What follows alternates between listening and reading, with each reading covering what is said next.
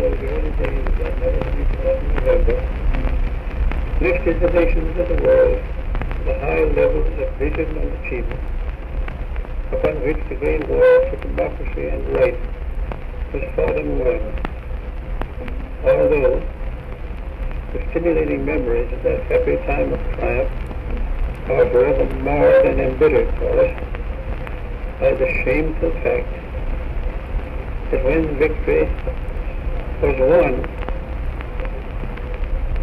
be it remembered, chiefly by the indomitable spirit and ungrudging sacrifices of our own incomparable soldiers, we turned our backs upon our associates, refused to bear any responsible part in the administration of peace or the firm and permanent establishment of the results of the war, one that so terrible a cost of life and treasure, and withdrew into a sullen and selfish isolation, which is deeply ignoble, because manifestly cowardly and dishonorable.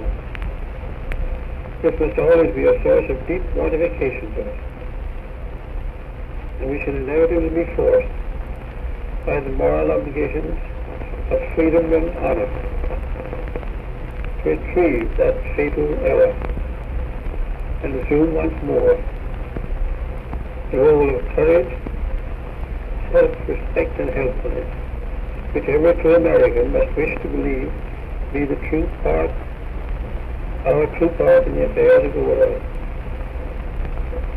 That we should thus have done a great wrong to civilization at one of the most critical turning points of the history of mankind is the more to be deplored because every anxious year that has followed has made the exceeding need for such services as we might have rendered more and more manifest and more pressing, as demoralizing circumstances which we might have controlled have gone from bad to worse, until now, as if to furnish a sort of sinister climax, France and Italy, between them, have made waste paper the Treaty of Versailles, and the whole field of international relationships is in perilous confusion.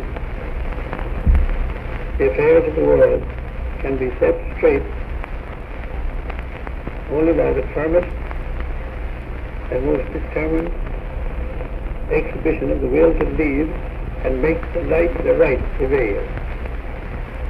Happily, the present situation of affairs in the world affords us an opportunity to retrieve the past and to render mankind the incomparable service of proving that there is at least one great and powerful nation which can put aside programs of self-interest and devote itself to practicing and establishing the highest ideals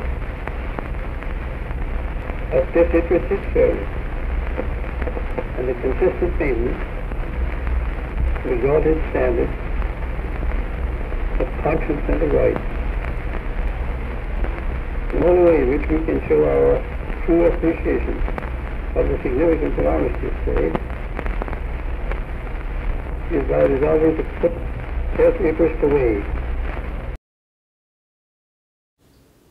On the 11th month, on the 11th day, on the 11th hour, World War I, which had been going on for 4 bloody and gruesome years of 14 million deaths and 21 million injuries, had finally come to a close with an armistice called the Treaty of Versailles, one which would stop the war, but would inevitably not stop World War II. But that is a story for another day. Here I'm making this video to celebrate Armistice Day, as well as another event that I'll get to soon. But now, we'll see some circa Armistice Day World War I footage, both photo and video, that occurs before and after. Some are still pictures, and some of them might be a bit familiar to you. Without further ado, let's just get into this.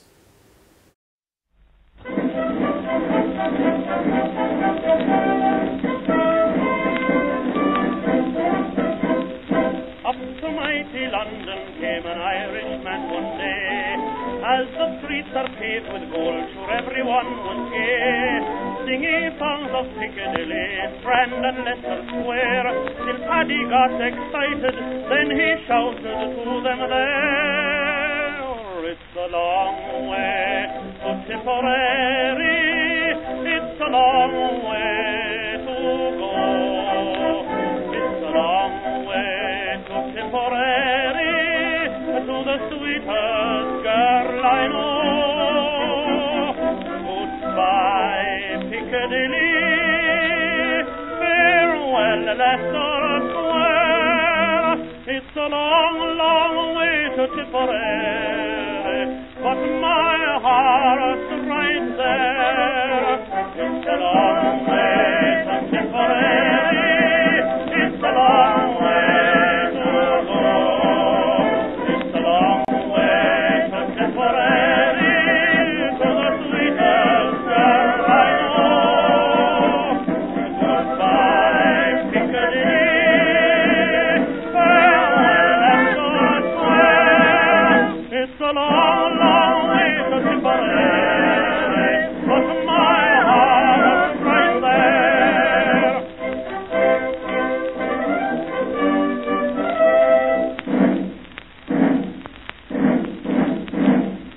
Paddy wrote a letter to his Irish Malio, saying, should you not receive it, write and let me know. If I make mistakes in spelling Molly dear, said he, remember it's the pen that's bad, don't lay the blame on me.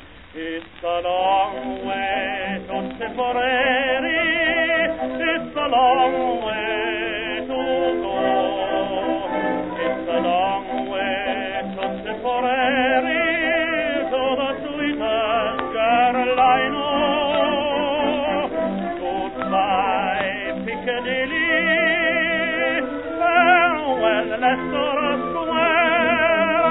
It's a long, long way to Tipperary, but my heart's right there. It's a long way